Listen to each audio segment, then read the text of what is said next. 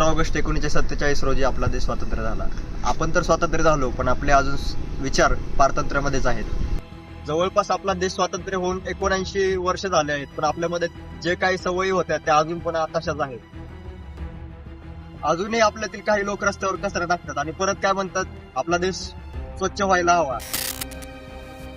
रस्त्यावरती अजूनही आपल्यापैकी काही लोक सिग्नल पाळत नाहीत व नियम फॉलो करत नाही. एखादा मोठा अपघात झाल्यावर जबाबदारी कुणाची, तर सरकारची. जबाबदारी स्वतः कुणाला घ्यायची नाही, जबाबदारी ढकलायची तर आहे सगळ्यांना. आजही आपल्या देशामध्ये छोट्या छोट्या कारणावरून हाणामारी, भांडण होतात आणि ते झाल्यानंतर लोक काय म्हणतात की आपला देश सुरक्षित नाही, आपल्या देशामध्ये सुरक्षेची कमी आहे.